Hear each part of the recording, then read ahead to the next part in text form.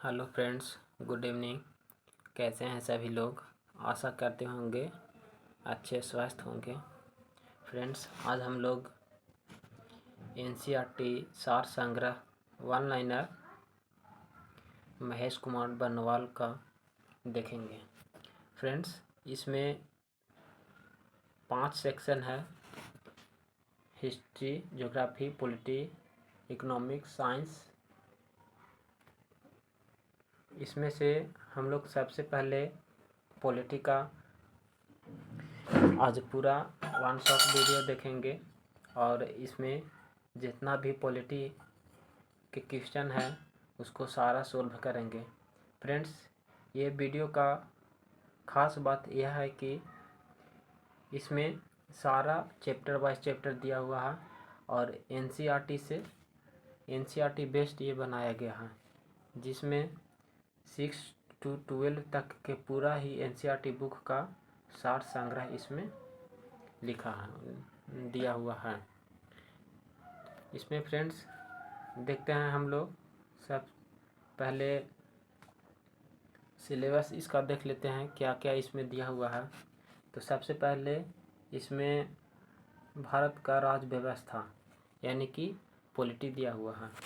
Friends, इसमें पहला chapter है भारत का संविधान का विकास, संविधान के विभिन्न प्रावधानों एवं उसके स्रोत यानी कि कहाँ से कौन सा स्रोत लिया गया है और भारतीय संविधान के भाग यानी कि भाग दिया हुआ है। उसके बाद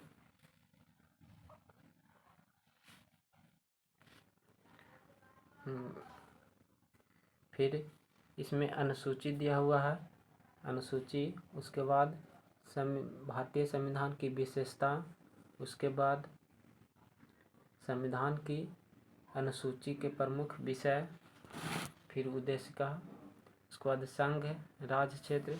इसी के अनुसार फ्रेंड्स यानी कि पूरा ही जितना पॉलिटी का चैप्टर है वो सारा एनसीईआरटी बेस्ड बनाया गया है फ्रेंड्स। तो हम चाहेंगे ये वीडियो खास करके एईडीओ के जितना भी विद्यार्थी हैं उनके लिए ये बहुत ही लाभदायक, और साथ साथ बीपीएससी टीआरई जितना भी टीआरई के स्टूडेंट हैं उनके लिए भी बहुत लाभदायक होगा, और ख़ास करके जिनका सब्जेक्ट पॉलिटी है उनके लिए भी बहुत ही लाभदायक होगा फ्रेंड्स। तो चलिए हम लोग शुरुआत करते हैं चैप्टर नंबर 1 से। इसमें सारा फ्रेंड्स दिया हुआ है यानी कि इकोनॉमिक्स है, फिर यहाँ पे खेल कूद है, पुस्तक है, कंप्यूटर विविध है, और सबसे पहले हम लोग भारतीय राज्य व्यवस्था से शुरू करते हैं यानी कि पॉलिटी से। चैप्टर नंबर 1 से फ्रेंड्स यानी कि भारतीय राज्य व्यवस्था, इंडियन पॉलिटी। पहला चैप्टर है भारत का संवैधानिक विकास यानी कि कॉन्स्टिट्यूशनल डेवलपमेंट ऑफ इंडिया। तो शुरू करते हैं फ्रेंड्स। भारतीय रेगुलेटिंग एक्ट 1773 द्वारा सर्वोच्च न्यायालय की स्थापना कहाँ किया गया था? तो यह जगह कलकत्ता 1774 ईस्वी में। भारतीयों को संविधान के प्रशासन में भाग लेने का अधिकार किस अधिनियम से प्राप्त हुआ है? तो ये चार्टर एक्ट 1833 के अधिनियम से। फिर भारतीय संविधान परिषद को बजट पर बहस करने का शक्ति किस अधिनियम के द्वारा दिया गया है? तो भारत परिषद अधिनियम 1892। केंद्रीय विधानमंडल सर्वप्रथम किस अधिनियम के द्वारा द्विसदनीय बनाया गया था? तो 1939 के भारत शासन अधिनियम के द्वारा द्विसदनीय बनाया गया था। भारत के राष्ट्रपति के अध्यादेश निर्गत करने की शक्ति मूलतः किस अधिनियम के द्वारा पारित किया गया है? तो यह जगह 1935 के अधिनियम के द्वारा। फ्रेंड्स, इसमें है भारत के संवैधानिक विकास यानी कि कंपनी ईस्ट इंडिया कंपनी के अंतर्गत कब कब अधिनियम यानी कि रेगुलेटिंग एक्ट आया था और कब तक फिर ब्रिटिश क्राउन के अंतर्गत गया था। तो सबसे पहले रेगुलेटिंग एक्ट 1773 में आया था, उसके बाद 73 के बाद 1784 में आया था, फिर 1793 में आया था, फिर चार्टर एक्ट 1813 में आया था, फिर चार्टर एक्ट 1833 में आया था, उसके बाद फिर 1853 में आया था। फ्रेंड्स, ये हम लोग रेगुलेटिंग एक्ट देख लेते हैं कौन कौन कब आया था, उसके बाद फिर इसके डिटेल्स फिर जब चैप्टर आएगा तो पढ़ेंगे। तो इसको ध्यान में थोड़ा सा माइंड मेकअप करके रख लेना है। यानी कि सबसे पहले रेगुलेटिंग एक्ट 1773 में आया था, उसके बाद रेगुलेटिंग एक्ट 1784 में आया था, फिर उसके बाद 1793 में आया था, उसके बाद चार्टर एक्ट 1813 में, फिर उसके बाद 1833 में, फिर उसके बाद 1853 में। ये थोड़ा सा माइंड बैकअप कर लेना फ्रेंड्स, क्योंकि ये कभी कभी लाइन में सजाने वक्त देता है। फिर उसके बाद जब 1853 के बाद जब 1857 की क्रांति हुआ था, उस समय से फ्रेंड्स ब्रिटिश क्राउन जो तो था राजा, वो कंपनी से अधिकार छीन करके अपने अधिकार में ले लिया था। तो उसके बाद फिर भारत शासन अधिनियम लगने लगा था, यानी कि अब चार्टर एक्ट ख़त्म हो गया था, फिर अधिनियम शुरू हुआ था। तो भारत शासन अधिनियम 1858 आया था, उसके बाद भारत परिषद अधिनियम 1861 आया था, उसके बाद 1892 आया था, फिर भारत परिषद अधिनियम 1909 आया था, उसके बाद भारत शासन अधिनियम 1919 और फिर भारत शासन अधिनियम 1935 आया था। इसमें हम लोग जानना करते हैं कि हमारा संविधान का मतलब कि 70% भाग यानी कि भारत शासन अधिनियम 1935 से ही लिया गया है। उसके बाद भारत स्वतंत्र अधिनियम 1947 यानी कि लास्ट अधिनियम यहीं था। इसके बाद फिर हमारा देश आज़ाद हो गया था और फिर संविधान लागू हुआ था, और उसके बाद फिर संविधान के अनुसार हमारा देश चलने लगा था। फ्रेंड्स, यहाँ से फिर हम लोग देखेंगे प्रांतों में द्वैध शासन व्यवस्था किस अधिनियम द्वारा लागू किया गया था। तो भारत शासन अधिनियम 1919। ब्रिटिश भारत में किस अधिनियम में संविधान संघीय शासन प्रावधान आया था। तो भारत शासन अधिनियम 1935। भारत शासन अधिनियम 1919 को समीक्षा करने के लिए वर्ष 1927 में साइमन कमीशन को गठन किया गया था।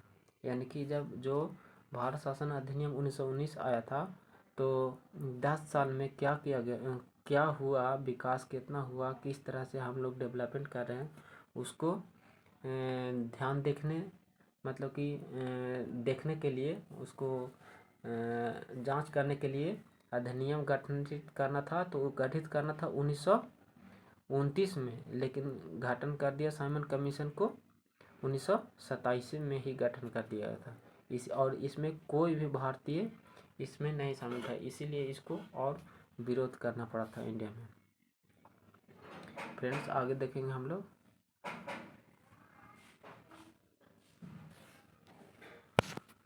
अखिल भारतीय संघ स्थापना करने का प्रावधान किस अधिनियम में किया गया। तो भारत शासन अधिनियम 1935 में। भारत के संविधान में केंद्र और राज्य के मध्य किया गया शक्ति का विभाजन भारत शासन अधिनियम 1935 पर आधारित है। यानी कि केंद्र और राज्य के मध्य किया गया शक्ति का विभाजन भारत शासन अधिनियम 1935 पर ही आधारित है। एक निर्वाचन संविधान सभा द्वारा भारत के संविधान का निर्णय करने का प्रस्ताव किसके द्वारा किया गया था। तो क्रिप्स मिशन के द्वारा किया गया था। फिर भारत संविधान सभा का गठन किसके अंतर्गत किया गया था। तो कैबिनेट मिशन 1946 के अंतर्गत किया था। फिर कैबिनेट मिशन के द्वारा प्रस्तुत योजना के अनुसार संविधान सभा में प्रांतों से प्रतिनिधि का निर्वाचन किस अनुपात में किया गया था। तो यह जगह 10 लाख की जनसंख्या पर 1 से 10 का निर्वाचन किया गया था। भारतीय संविधान का निर्माण करने वाला संविधान सभा के सदस्यों का चुनाव किसके द्वारा किया गया था? तो विभिन्न प्रांतों के विधानसभाओं के द्वारा।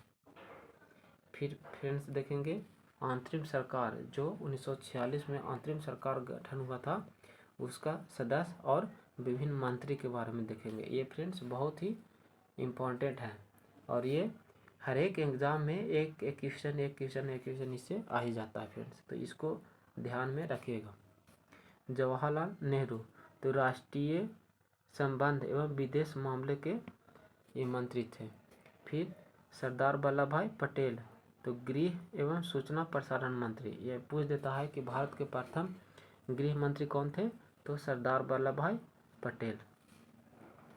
फिर राजेंद्र प्रसाद खाद्य एवं कृषि मंत्री। जॉन मथाई ये हो जाएगा उद्योग एवं नागरिक आपूर्ति। जगजीवन राम तो श्रम मंत्री। सरदार बलदेव सिंह रक्षा मंत्री। इसको ऐसे भी याद करना है फ्रेंड, यानी कि बल लगा के, तो बल लगा के क्या करेगा? तो रक्षा करेगा, इसीलिए रक्षा मंत्री सरदार बलदेव सिंह। फिर लियाकत अली खां वित्त मंत्री। सी राजगोपालाचारी शिक्षा एवं कला मंत्री। फ्रेंड्स हम लोग आगे चलेंगे। सॉरी फ्रेंड्स, ये थोड़ा सा यहाँ पे पेज ब्लर हो गया है, तो इससे हम पढ़ देते हैं पूरा और आप लोग थोड़ा सा ध्यान में सुन लीजिएगा फ्रेंड्स। सॉरी फ्रेंड्स, क्षमा प्रार्थी हूँ, ये जो ब्लर थोड़ा आ गया है इसके लिए मैं क्षमा प्रार्थी हूँ आप सभी से। इसमें पढ़ देते हैं फ्रेंड्स। भारत की संविधान सभा की पहली बैठक कब हुई थी? तो भारत की संविधान सभा की पहली बैठक 9 दिसंबर 1946 को हुआ था फ्रेंड्स। फिर संविधान सभा का प्रथम प्रारूप मंत्री BN राव थे, यानी संविधान सभा का प्रथम प्रारूप मंत्री तो BN राव थे। फिर संविधान सभा में पंडित नेहरू द्वारा उद्देश्य का प्रस्ताव कब किया गया था? तो 13 दिसंबर 1946 को। फ्रेंड्स ये इसका वीडियो हम लोग अलग से बना देंगे, तो ये ब्लर हो गया था पेज थोड़ा। फिर हम लोग नेक्स्ट पेज में चलते हैं। फिर हो जाएगा नेक्स्ट चैप्टर, यानी कि संविधान के विभिन्न प्रावधान व उसके स्रोत।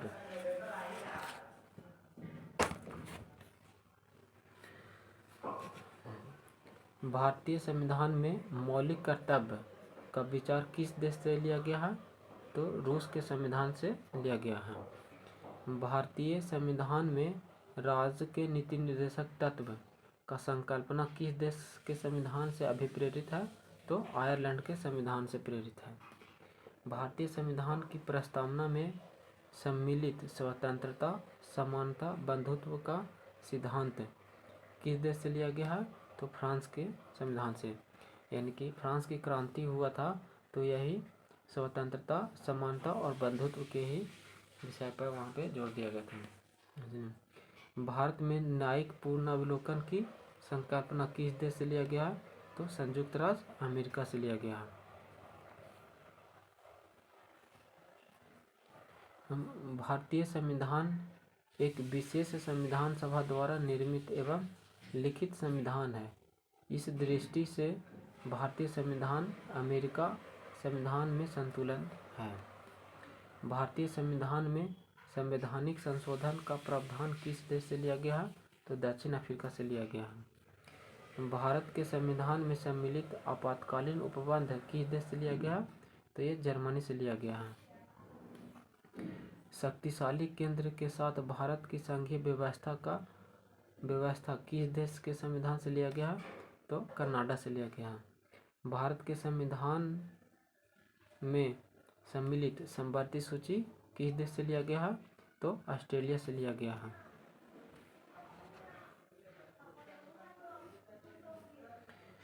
भारतीय संविधान में निहित विधि द्वारा स्थापित प्रक्रिया किस देश से लिया गया है?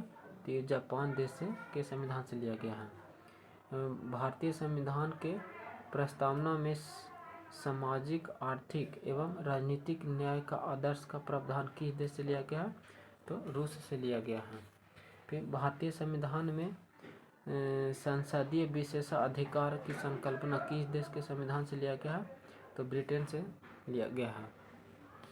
फिर भारतीय संविधान में विधि निर्माण प्रक्रिया ब्रिटेन से, जबकि विधि द्वारा स्थापित प्रक्रिया जापान से लिया गया है। यानी कि विधि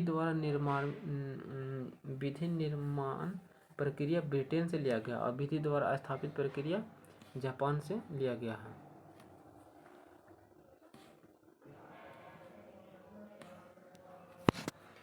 भारत के संविधान में सम्मिलित मूल अधिकार किस देश से लिया गया है? तो मूल अधिकार संयुक्त राज्य अमेरिका से लिया गया है। फ्रेंड्स, अब हम लोग विभिन्न देशों के संविधान में दिए गए प्रावधान यानी कि क्या क्या प्रावधान लिए गए हैं किस देश से, वो हम लोग देखेंगे यहाँ पे एक भाग में। संयुक्त राज्य अमेरिका से यानी कि यूएसए से क्या क्या ग्रहण किया गया है वो देखेंगे। यानी कि प्रस्तावना के शब्द यानी हम भारत के लोग, ये पूछेगा कि हम भारत के लोग शब्द किस देश के संविधान से लिया गया है? तो यूएसए के संविधान से लिया गया है।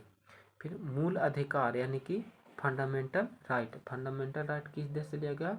तो अमेरिका से लिया गया। स्वतंत्र न्यायपालिका, बोलेगा कि स्वतंत्र न्यायपालिका तो किस देश से लिया गया है? तो अमेरिका से लिया गया है स्वतंत्र न्यायपालिका। जैसे हमारा देश भारत में स्वतंत्र न्यायपालिका है, अगर कोई कानून विधायिका यानी कि सांसद द्वारा कोई कानून बनाता है और नागरिकों के लिए वह कानून सही नहीं है तो न्यायपालिका उसको एकदम खारिज कर देता है। उसमें कोई रोक टोक नहीं है कि हाँ हमारा प्रधानमंत्री उसको रोकेंगे, इसमें कोई रोक टोक नहीं है क्योंकि हमारा न्यायपालिका है जो जुडिशियल है एकदम स्वतंत्र है, न्यायपालिका है। अगर जहाँ कोई भी फंडामेंटल राइट में गड़बड़ी आती है या हमारे संविधान में कोई भी हमारे संविधान से कोई भी छेड़छाड़ करता है तो न्यायपालिका उसको तुरंत निरस्त कर देगा यानी कि खारिज कर देगा। फिर न्यायिक पुनर्विलोकन किस देश से लिया गया?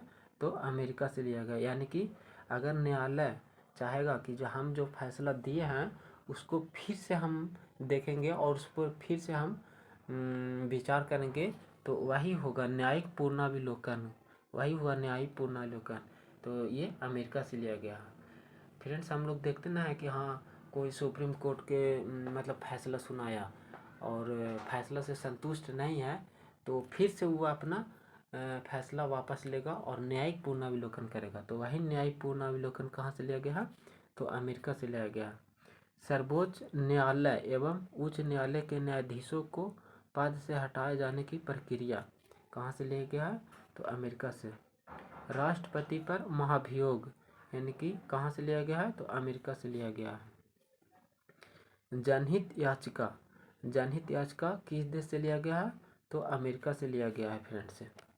फिर उपराष्ट्रपति का पद बोलेगा तो अमेरिका से लिया गया है। यानी कि उपराष्ट्रपति का पद हमारे देश में किस देश से लिया गया? तो अमेरिका से लिया गया। यथोचित विधि प्रक्रिया किस देश से लिया गया है? तो अमेरिका से। इसमें फ्रेंड्स सबसे महत्वपूर्ण क्या है? मौलिक अधिकार बोल देगा कि मूल अधिकार किस देश से लिया गया?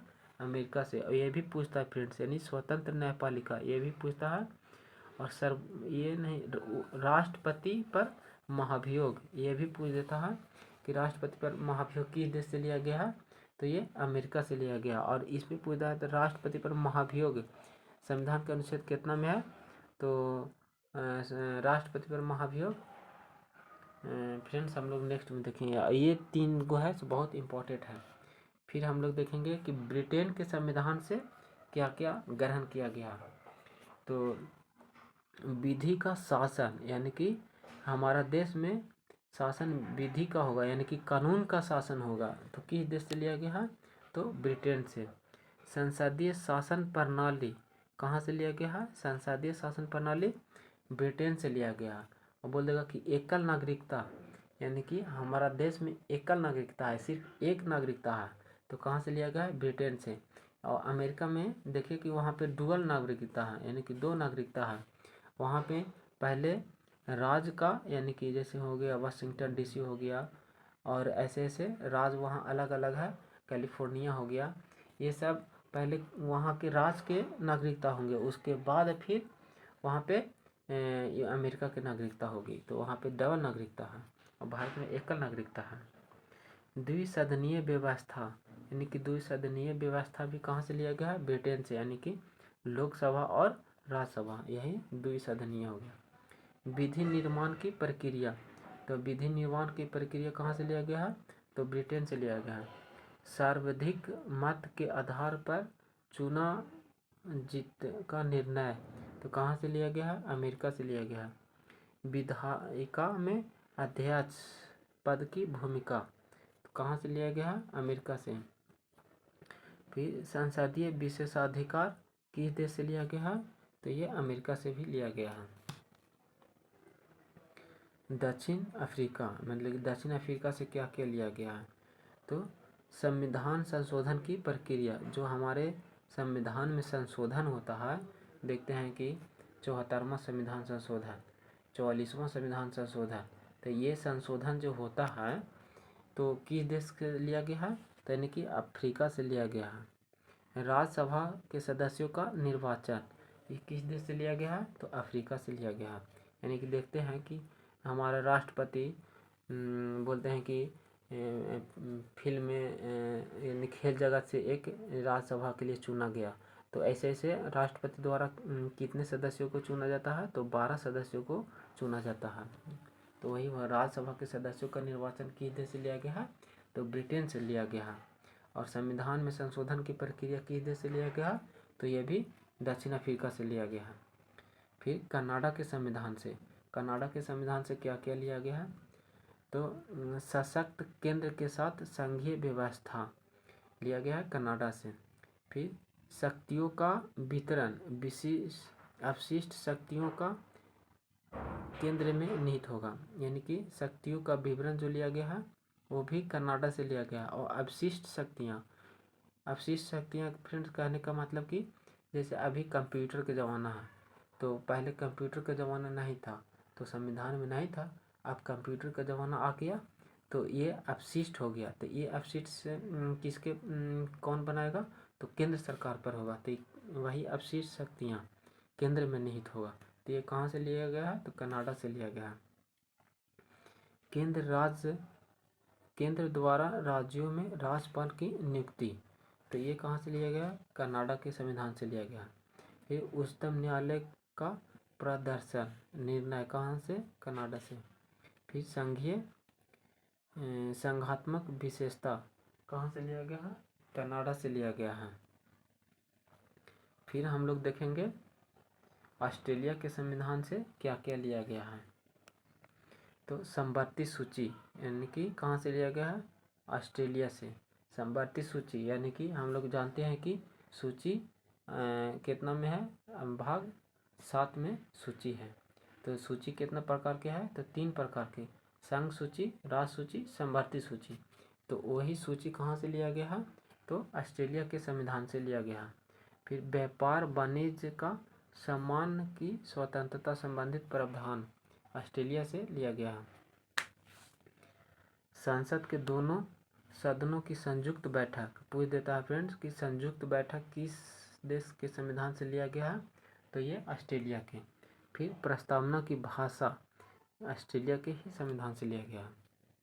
फिर आयरलैंड के संविधान से राज्य के नीति निर्देशक तत्व, राष्ट्रपति की निर्वाचन पद्धति, राज्यसभा के सदस्यों का नामांकन कहाँ से लिया गया है? ऑस्ट्रेलिया के संविधान से लिया गया। फ्रांस गणतंत्र स्व व्यवस्था, गणतंत्रात्मक व्यवस्था कहाँ से लिया गया है फ्रेंड्स? तो ये फ्रांस के संविधान से लिया गया है। स्वतंत्रता और समानता और बंधुत्व कहाँ से लिया गया है? तो ये फ्रांस से लिया गया है। तो ये जब फ्रांसीसी क्रांति हुआ था 1779 में, तो यही था, यानी कि स्वतंत्रता, समानता और बंधुत्व पर ही जोर दिया गया था। वही फ्रांसीसी क्रांति का मेन मकसद क्या था? स्वतंत्रता, समानता और बंधुत्व। वही स्वतंत्रता, समानता, बंधुत्व भारत में भी फ्रांस के संविधान से लिया गया। अब देखेंगे हम लोग रूस के संविधान से क्या क्या लिया गया है। तो मौलिक कर्तव्य प्रस्तावना में सामाजिक, आर्थिक और राजनीतिक आदर्श कहाँ से लिया गया है? रूस से लिया गया है। जर्मनी के संविधान से क्या क्या लिया गया है? तो आपातकाल के समय मूल अधिकारों का स्थगन। जब आपातकालीन घोषित होगा तो उस समय मूल अधिकार यानी कि फंडामेंटल राइट जितना भी होगा वो सब स्थगन यानी समाप्त हो जाएगा। तो आपातकाल के समय मूल अधिकारों का स्थगन कहाँ से लिया गया है? तो जर्मनी के संविधान से लिया गया। फिर जापान के संविधान से क्या लिया गया है? तो विधि द्वारा स्थापित प्रक्रिया कहाँ से लिया गया है? तो जापान से लिया गया। फ्रेंड्स ये हम लोग देखेंगे, ये नीचे जो है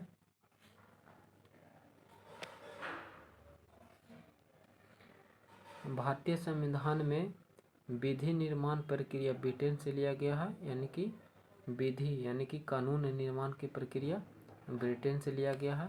जबकि विधि द्वारा स्थापित प्रक्रिया जो हो जाएगा जापान के संविधान से लिया गया, यानी कि विधि के द्वारा स्थापित प्रक्रिया जो भी प्रक्रिया होगा कानून के द्वारा, विधि के कहें के मतलब कानून के द्वारा होगा, वहाँ लिया गया है जापान से फ्रेंड्स लिया। फ्रेंड्स हम लोग फिर देखेंगे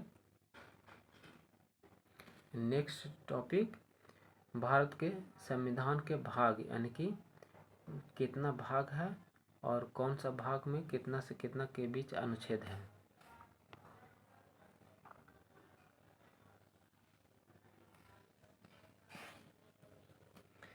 तो यह इधर भाग और इधर विषय।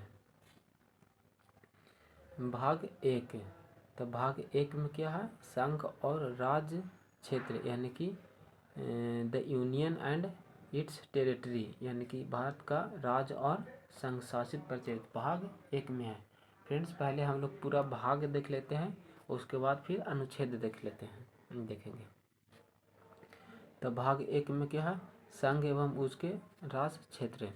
भाग दो में नागरिकता। भाग तीन में मूल अधिकार यानी कि फंडामेंटल राइट। भाग चार में राज्य के नीति निर्देशक तत्व। भाग चार के का यानी कि एक या चार के का तो हो जाएगा मूल कर्तव्य यानी कि फंडामेंटल ड्यूटीज है। फिर भाग पाँच में है संघ। भाग छः में है राज्य यानी कि स्टेट। भाग सात में है पहली अनुसूची के भाग ख के राज्य संविधान 7वें संविधान संशोधन अधिनियम 1956 द्वारा निरस्त कर दिया गया है। तो क्वेश्चन ये भी फ्रेंड पूछता है कि राज्यसभा 7वें संविधान संशोधन अधिनियम 1956 द्वारा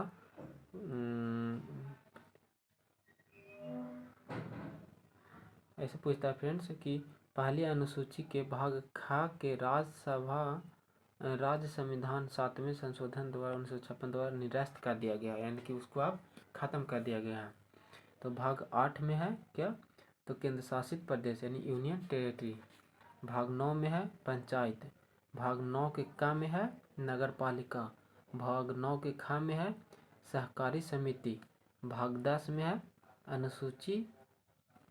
अनुसूचित और जनजाति क्षेत्र।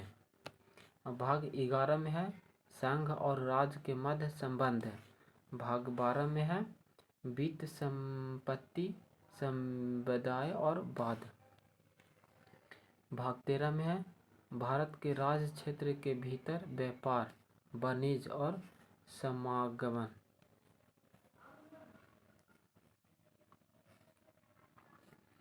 भाग 14 में है संघ और राज्य क्षेत्र के अधीन सेवाएं। भाग 14 के क में है अधिकरण। भाग 15 में है निर्वाचन। भाग 16 में है कुछ वर्गों के संबंध में विशेष उपबंध, अनुसूचित जाति, अनुसूचित जनजाति और पिछड़े वर्गों एवं आंग्ल भारतीय के संबंध में विशेष उपबंध। भाग 17 में है राजभाषा। फ्रेंड्स ये बहुत इंपॉर्टेंट है, पूछ देता है कि राजभाषा भाग कितना में है? तो भाग 17 में है। राजभाषा भाग कितना में है? 17 में है। उपबंध यानी कि इमरजेंसी प्रिवेंशन यानी कि आपात उपबंध कितना में है? तो भाग 18 में है। आपात उपबंध भाग 18 में है। और प्रकीर्णन यानी कि भाग 19 में है, प्रकीर्णन भाग 19 में है। भाग 20 में क्या है, संविधान का संशोधन पूछ देता है कि संविधान का संशोधन भाग कितना में है, तो भाग 20 में है। और भाग 21 में है अस्थायी संक्रमणकालीन और विशेष उपबंध है। भाग 22 में है संक्षिप्त नाम प्रारंभ और हिंदी के प्राधिकृत पाठ और निरस्त। तो फ्रेंड्स ये भाग हम लोग देख लिए कि कौन सा भाग में क्या क्या है। अब उसी के अनुसार हम लोग फिर देखेंगे अनुच्छेद, यानी कि भाग 1 में कितना से कितना के बीच में अनुच्छेद है, ये हम लोग देखेंगे। तो भाग 1 में है यानी कि 1 से 4 अनुच्छेद है। फिर भाग 2 में है नागरिकता, अनुच्छेद 5 से 11 तक। भाग 3 में है मूल अधिकार, भाग 12 अनुच्छेद 12 से 35 के बीच में है। भाग 4 में राष्ट्र के नीति निर्देशक तत्व, अनुच्छेद 36 से 51 में है। फिर भाग 4 के का में है मूल कर्तव्य, भाग अनुच्छेद 51 के का या 51 के 1, ऐसे पूछ देता है फ्रेंड्स कि मूल कर्तव्य अनुच्छेद कितना में है, तो 51 के 1 में है। फिर संघ, तो अनुच्छेद 52 से 151, ये पूछ देता है कि सबसे लंबा अनुच्छेद कौन सा है, तो ये संघ यानी कि 51 से 151 तक। इसमें लगभग 100 अनुच्छेद है फ्रेंड्स, और ऐसे न जाने कि एक के का एक के खा कितने अनुच्छेद होगा, उसका कोई अनगिनत नहीं है। तो इसलिए सबसे लंबा अनुच्छेद भाग 6 यानी कि राज्य, नहीं सॉरी भाग 5 संघ यानी कि 52 से 151। फिर भाग 6 राज्य, अनुच्छेद 152 से 237। भाग 7 में है अनुसूची, पहली अनुसूची 338 जो निरस्त कर दिया गया है, यानी कि किस भाग से, ऐसे पूछ देता है अनुच्छेद कि अनुच्छेद 338 को किस संविधान संशोधन के तहत निरस्त किया गया है, तो 7वें संविधान संशोधन अधिनियम 1956 के द्वारा। फिर फ्रेंड्स हम लोग नेक्स्ट आगे चलेंगे।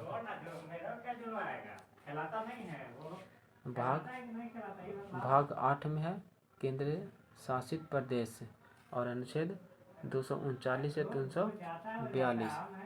फिर भाग 9 यानी पंचायत, अनुच्छेद 243 से 243 ना। नागरिकता, यह 243 ता से 243 या अच्छा। सहकारी समिति, भाग 9 में है सहकारी समिति, तो 343 या जा से 343 या ना तक। अनुच्छेद भाग 10 में है अनुसूचित और अनुसूचित जाति और अनुसूचित जनजाति, भाग 244 से 244 का। फिर भाग 11 संघ और राज्य मध्य क्षेत्र, ती हो जाएगा भाग 245 से 263।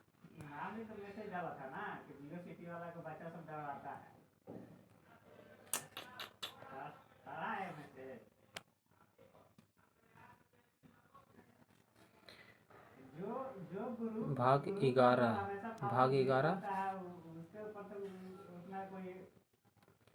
11 संघ और राज्य क्षेत्र के संबंध, अनुच्छेद 245 से 263। वित्तीय संपत्ति संवाद और वाद, कितना अनुच्छेद 264 से 300 के का तक। फिर भारत के राज्य क्षेत्र के भीतर व्यापार वाणिज्य और समागम, यह अनुच्छेद 301 से 307। भाग 14 में है संघ और राज्य के अधीन सेवाएं, अनुच्छेद 308 से 324 तक। यह अधिकरण भाग 14 के का 323 से 323 का से 323 खा तक। निर्वाचन भाग 15 में अनुच्छेद 224 से 229 का। फिर भाग 16 कुछ वर्गों के संबंध में विशेष उपबंध, अनुसूचित जाति अनुसूचित जनजाति पिछड़े वर्ग अंग वर्गों के संबंध में विशेष, यानी कि अनुच्छेद 330 से 342। फिर भाग 17 राज्यसभा, भाग 17 राज्यसभा 343 से 351। फिर आपात भाग 18 आपात उपबंध, अनुच्छेद 352 से 360। अनुच्छेद 19 प्रकीर्णन, भाग 361 से 300 सड़सठ।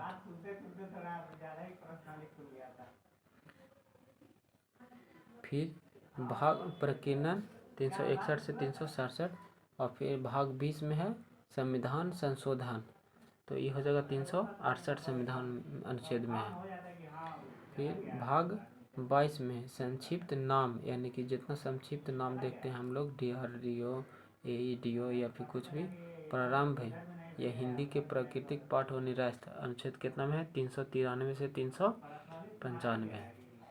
फ्रेंड्स, फिर हम लोग नेक्स्ट चैप्टर देखेंगे भारत के अनुसूची, भारतीय संविधान के अनुसूची, भारतीय संविधान में अनुसूची, यहाँ से देखेंगे फ्रेंड्स हम लोग।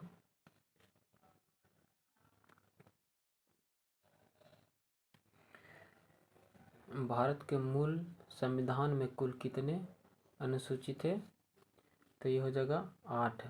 वर्तमान में कितना अनुसूची है, तो 12 अनुसूची है। फिर भारतीय संघ में नए राज्य के गठन का प्रावधान किस अनुसूची में है, तो प्रथम अनुसूची में है। भारतीय संविधान में प्रथम अनुसूची राज्य के नाम तथा उनके राज क्षेत्र में विवरण का प्रावधान किया गया है। भारतीय संविधान के 9वीं अनुसूची को संविधान संशोधन का माध्यम से जोड़ा गया है, तो प्रथम संविधान संशोधन अनुच्छेद 1951 के द्वारा। भारत के संविधान के किस अनुसूची में विभिन्न राज्यों के अनुसूचित क्षेत्र के प्रशासन और नियंत्रण के लिए विशेष उपबंध किया गया है, तो 5वीं अनुसूची में। फ्रेंड्स, फिर हम लोग यहाँ से देखेंगे सरकारों द्वारा शुल्क एवं कर लगाने का अधिकार संविधान के किस अनुसूची में उल्लेखित है, तो 7वीं अनुसूची में। राज्य भूमि सुधार अधिनियम को संवैधानिक सुरक्षा प्रदान करने हेतु इसे किस अनुसूची में सम्मिलित किया गया है, तो ये 9वीं अनुसूची में किया गया है। 10वीं अनुसूची को 52वें संविधान संशोधन अधिनियम 1985 द्वारा संविधान में जोड़ा गया था, और 91वें संविधान संशोधन अधिनियम 2003 के द्वारा इसे संवैधान किया गया, और इसे दल बदल विरोध कानूनी भी कहा जाता है। यानी फ्रेंड्स पूछेगा कि दल बदल किसमें, किस संविधान संशोधन के अनुसार, 52वें संविधान संशोधन के अनुसार 1985 में जोड़ा गया था। अंग्रेजी भाषा में बोली जाने वाली एक प्रमुख भाषा है। अंग्रेजी जो है सो अंग्रेजी भारत में बोले जाने वाली एक प्रमुख भाषा है, परंतु इसे संविधान के 8वीं अनुसूची में शामिल नहीं किया गया है। फ्रेंड्स, ये बहुत ही BBVI क्वेश्चन है, ये हमेशा पूछता है कि कौन सा भाषा 8वीं अनुसूची में शामिल नहीं किया गया, तो ये अंग्रेजी जो है 8वीं अनुसूची में शामिल नहीं किया गया। फ्रेंड्स, आगे हम लोग अनुसूची का संक्षिप्त विवरण देखेंगे कि इसमें अनुसूची कितना है और अनुसूची में अनुच्छेद कितना के कितना बीच में है। तो पहली अनुसूची में क्या है, तो राज्य और संघ क्षेत्र, यानी कि एक में है राज्य एवं संघ क्षेत्र, और दूसरी अनुसूची में है राष्ट्रपति, राज्यपाल, लोकसभा, राज्य विधानसभाओं के अध्यक्ष, उपाध्यक्ष, राज्यसभा तथा विधान परिषद के सभापति या उपसभापति को सर्वोच्च न्यायालय, उच्च न्यायालय के न्यायाधीश, भारत के नियंत्रण एवं महालेखा परीक्षक के वेतन, भत्ते और पेंशन आदि इससे जुड़ा हुआ है। तो 2 में क्या है फ्रेंड्स, यानी कि वेतन, और 3 में है संघ राज्य मंत्री, संसद, राज्य विधानमंडल के सदस्य चुने जाने की प्रक्रिया, न्यायाधीश आदि द्वारा ली जाने वाली शपथ, यानी कि शपथ कितना में है फ्रेंड्स, तो ये अनुसूची 3 में है। फिर अनुसूची 4 में है राज्यों और संघ क्षेत्र के लिए राज्यसभा में स्थानों का आवंटन, यानी कि ऐसे ही पूछ देता है कि राज्यसभा में स्थानों का आवंटन अनुसूची कितना में है, तो अनुसूची 4 में है। फिर अनुसूची 5 में है अनुसूचित क्षेत्र व जनजातियों के प्रशासन तथा नियंत्रण से जुड़े प्रावधान। फिर अनुसूची 6 में है असम, मेघालय, त्रिपुरा, मिजोरम राज्य के जनजाति क्षेत्र के प्रावधान से संबंधित उपबंध। अनुसूची 7 में है संघ सूची, राज सूची, संवर्ती सूची, यानी 3 सूची भारतीय संविधान के किस अनुसूची में है? तो 7वीं अनुसूची में है। फिर 8वीं अनुसूची में है संविधान द्वारा मान्यता प्राप्त 22 भाषाओं की सूची। कितना में है? तो 8 में है। 9वीं अनुसूची में इसमें भूमि सुधार व जमीन उन्मूलन से संबंधित अधिनियम विनिमय आदि जिन्हें न्यायिक पुनरावलोकन से बचाने के लिए इसमें सम्मिलित किया गया था, जो अब इसमें नहीं है। 10 में है दल बदल के आधार पर संसद और विधानसभा के सदस्यों की निहत्ता से संबंधित, यानी कि जो दल बदल कानून है इसमें फ्रेंड्स, अगर एक सदस्य अगर दूसरे दल में जाता है तो उस पर यह कानून दल बदल रहेगा। 11 में है पंचायत, यानी कि शक्ति व उत्तरदायी निर्धारण किए गए हैं। और 12 अनुसूची में है न्यायपालिका की शक्ति उत्तरदायी निर्धारण किए गए हैं। तो फ्रेंड्स ये हम लोग देख लिए कि कौन सा अनुसूची कितना भाग में है, और उसके बाद फिर हम लोग इधर अनुच्छेद देख लेते हैं। अनुसूची पहला में है तो अनुच्छेद 1 से लेकर के 4 तक। अनुसूची 2 में है अनुच्छेद 59 के 3, 65 के 3, 56 के 6, ये मतलब कि जो है से वेतन और मतलब कि पेंशन। तो इसमें फ्रेंड देखेंगे राष्ट्रपति का वेतन कितना में है? अनुच्छेद 59 के 3 में है। फिर राज्यपाल का वेतन कितना में है? अनुच्छेद 65 के 5 में है। लोकसभा के राज्य विधानसभा के अध्यक्ष उपाध्यक्ष के वेतन भाग कितना में है? तो 76 के 6 में है। फिर सर्वोच्च न्यायालय के उच्च न्यायालय न्यायाधीश का वेतन कितना में है? तो 125 में है। भारत के नियंत्रण एवं महालेखा परीक्षक वेतन भत्ते कितना में है? तो 1048 के 3 में फ्रेंड्स। इसी के अनुसार ऐसा ही देखेंगे फ्रेंड्स। फिर तीसरी अनुसूची में, तो तीसरी अनुसूची में है संघ राज्य मंत्री और संघ राज्य विधानमंडल के सदस्यों के चुनाव प्रत्याशी न्यायाधीश का शपथ। तो ये फ्रेंड्स शपथ दिया गया है तो इतना में है, यानी कि संघ राज्य मंत्री की शपथ 75 4 में है, फिर 84 9 में है। ये ऐसा है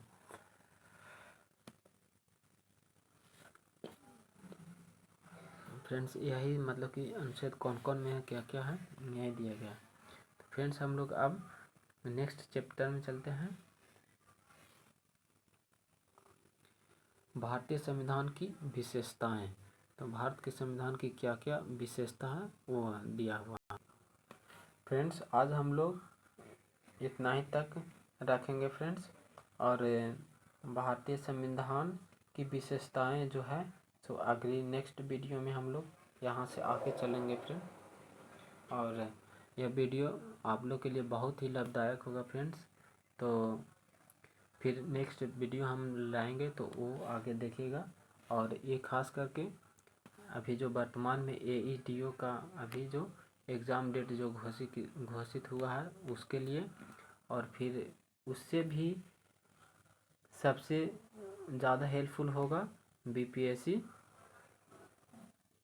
TRE 4.0 को जो वैकेंसी आने वाला है उसके लिए ये बहुत ही लाभदायक होगा। जिनका सब्जेक्ट में पॉलिटी होगा उनके लिए ये मोस्ट मतलब ब्यूटीफुल ये वीडियो उनके लिए बहुत ही लाभदायक होगा फ्रेंड्स। तो हम लोग अब यहाँ से नेक्स्ट वीडियो में देखेंगे फ्रेंड्स। तो आप सभी को ये वीडियो अच्छा लगा होगा तो लाइक शेयर और सब्सक्राइब ज़रूर कर दीजिएगा। और फिर मिलते हैं हम लोग नेक्स्ट वीडियो में। धन्यवाद।